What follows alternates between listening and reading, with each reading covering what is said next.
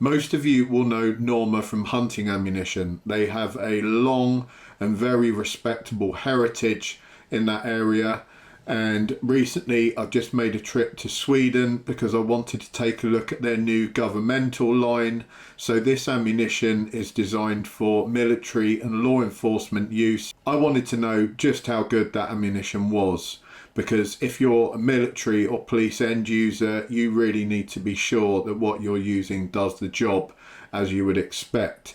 And we see a lot of marketing out there these days for this type of ammunition where it says some fancy words and it's got some fancy pictures, but there isn't much evidence of how it actually performs. So with that in mind, I went down to Sweden, had a look around the Norma factory at how it's all produced. They have a huge factory there, very, very capable. They make components for ammunition there on site. They make their own cases, they make their own projectiles, and you can see a bit of that in the footage that I've cut in.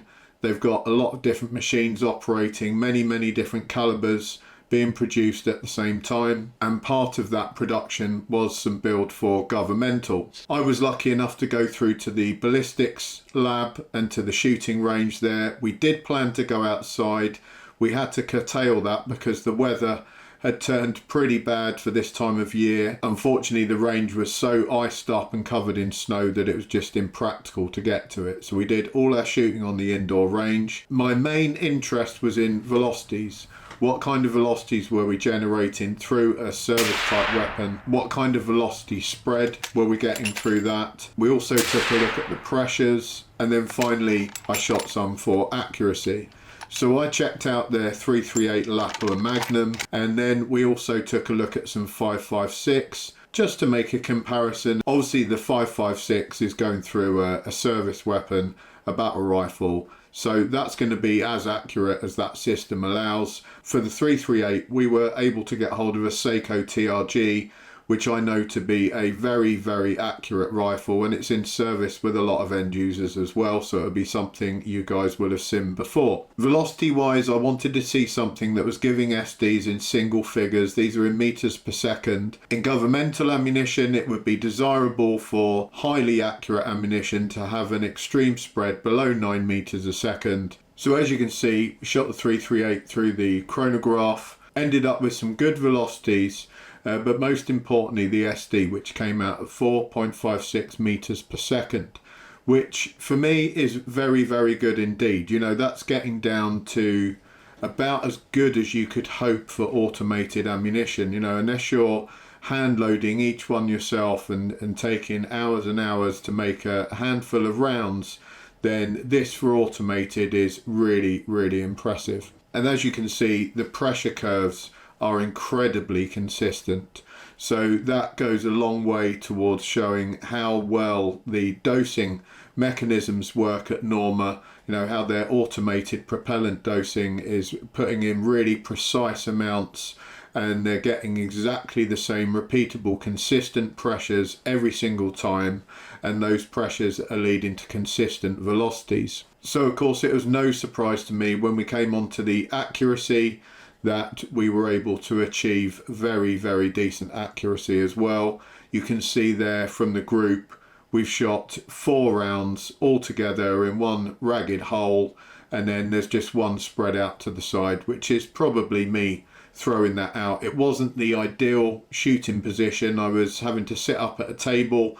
Being a left-hander, they didn't have space for me at the normal shooting table, so we had to set one up, and the height and that was not ideal, so we had to make the best of what we had. But I would say, you know, it was well within a minute, and if you took that flyer out, you're looking at a half-minute group. And I would think if we take this down to the range and shoot it in a normal prone position with a decent rear bag, then we're going to be looking at half-minute groups all day long through that Seiko TRG. We then went and shot some 5.56, put those through the screen as well. The velocity through the 5.56, and again it was a service weapon, this was an H&K, but the velocities through this were even more impressive. We're down to the mid threes in meters per second for this. I think it was about 3.2 meters per second SD on the velocity spread, and both of these were taken over 10 rounds. In fact, I think the 5.56 was more than 10, so we were not just shooting 3 or 4 rounds as some people do and kind of hand selecting a nice SD.